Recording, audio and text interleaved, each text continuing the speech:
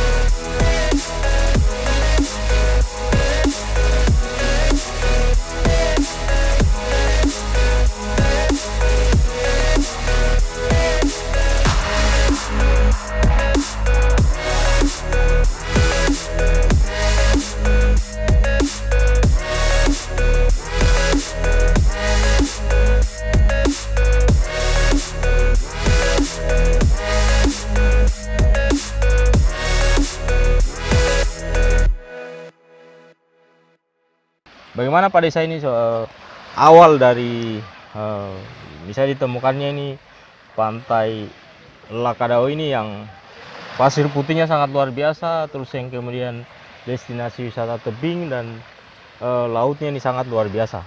Bagaimana Pak Desa awalnya? Ya, makasih. Ini terkait dengan tempat pantai Lakadao ini. Lakadao ini kan awalnya adalah tempat persinggahan masyarakat nelayan. Hanya di sini biasa disebut dengan ngapa. Oh, ngapa? Ya, jadi masyarakat yang menetap di sini ya itu adalah masyarakat nelayan. Tapi mayoritas adalah masyarakat Burangasi secara umum. Ya. Ini dari sejak nenek moyangnya kita dulu sudah menemukan tempat ini. Dan perjalanan daratnya juga agak lumayan menantang karena dia harus menanjak dan memanjat tebing. Oke. Ya.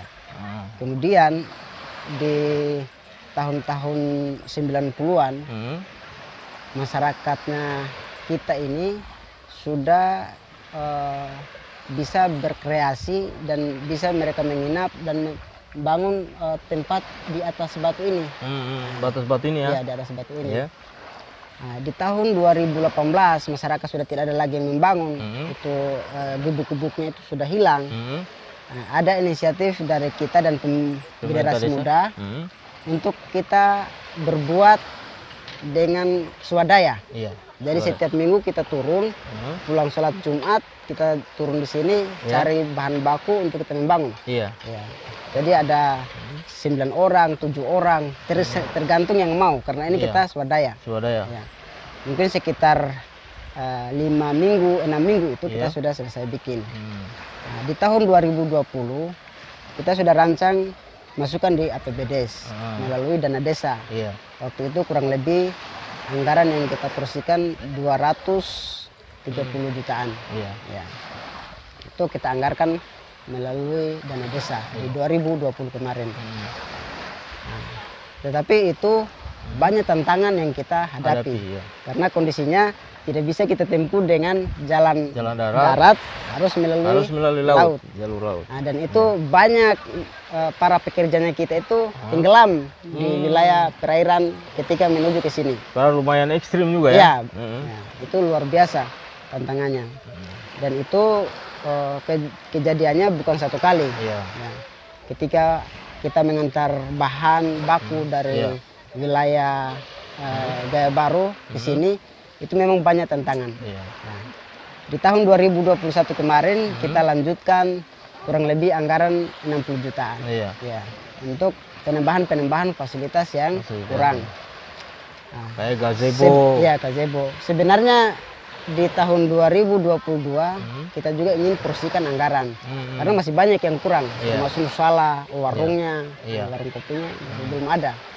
Termasuk desainnya kita di bagian batu sana itu kita porsikan untuk membangun tempat villa. Villa.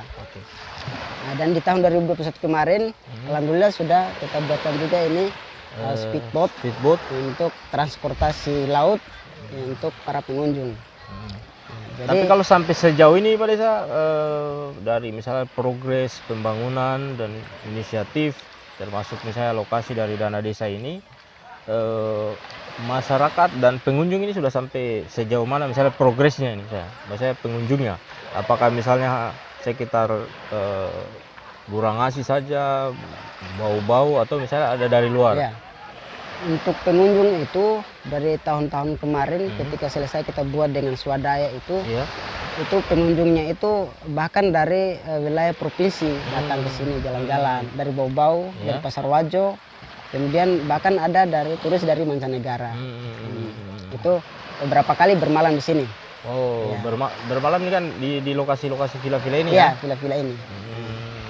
Tapi awalnya dulu sebelum kita bangun ini mereka masih bermalam di tempat manual kayak semacam tenda. Semacam tenda. Nah, terus yang kemudian kalau ini memang soal orientasi pembangunan, karena ini Pak Desa ini adalah salah satu kepala desa bukan hanya di Buton Selatan, salah satu kepala desa di Sulawesi Tenggara yang punya visi besar membangun Lakodao ini sebagai destinasi wisata prioritas di Sulawesi Tenggara. Ini kalau bayangan pengembangannya ini kayak apa Pak Desa? Bayangannya Pak Desa, misalnya kayak ke depan misalnya mau dibikin kayak villa, terus yang kemudian ada wahana apa yang kira-kira di bayangannya Pak Desa yang itu bisa akan lebih baik ke depan. Ini posisi Lakodao ini dia menghadapi Laut Banda. Nah, jadi ketika musim timur itu kurang lebih 6 bulan itu posisinya keras. Ombaknya. Dan itu tidak bisa kita lewat laut jalurnya. Nah, yang kita rencanakan ada jalur darat yang bisa kita tempuh dari wilayah perkampungan. Jadi ketika musim timur itu keras, orang bisa lewat akses darat. Dengan gampangnya mereka turun untuk mungkin berekreasi di tempat ini. Jadi orientasinya kita ke depan, mungkin kita sudah masukkan juga di master plan bahwa masih ada pembangunan villa, ada beberapa villa di sini. Kemudian ada dermaga terapung. Dermaga terapung di sini. Jadi ketika musim timur keras ombak, itu dermaga itu bisa digulung. Gitu. Kemudian ada perencanaan yang kita rencanakan, kita akan buat rumah-rumah di sekitar ini. Maksudnya ada rumah-rumah semacam rumah terapung begitu. Mungkin kita uji coba 1 atau 2. Tinggal kita melihat kenyamanan. Kalau tidak nyaman mungkin kalau sampai sejauh ini kontribusi atau misalnya selain, karena kan murni pembangunan ini banyak dari dana desa, fasilitas juga dari dana desa, keterlibatan pemerintah daerah, pemerintah provinsi dan pemerintah pusat untuk memberikan semacam bantuan atau supporting sehingga pengembangan kawasan wisata ini bisa lebih baik? Apakah sudah ada apa gimana? Kalau pemerintah daerah, pemerintah provinsi ini baru di skala sport, maksudnya kita diberikan semangat, Iya. sportivitas supaya kita bisa membangun lebih giat begitu. Tapi kalau dalam bentuk finansial, anggaran itu belum. Ya. Dan kita berharap juga mudah-mudahan ke depan bisa kita dibantu untuk kemajuan wisata Lakadao ke depan. Ya, luar biasa. Sejatinya memang seluruh destinasi wisata tentu berorientasi kepada peningkatan kesejahteraan masyarakat.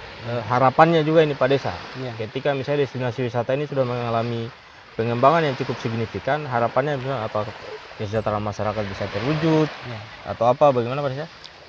Ya kita yang paling utama adalah selain kesejahteraan masyarakat, kita upayakan kita bisa membuka lapangan pekerjaan. Ya, karena ketika kita tempatkan beberapa generasi yang pengangguran di tempat ini, kemudian mereka menjaga pos-pos jaga, kemudian mereka menarik retribusi, ada yang bangun kantin atau warung-warung kopi di sekitar ini. Saya yakin ada beberapa masyarakat yang bisa hilang dari pengangguran, misalnya bisa teratasi penganggurannya, dan itu pasti meningkatkan kesejahteraan masyarakat itu sendiri.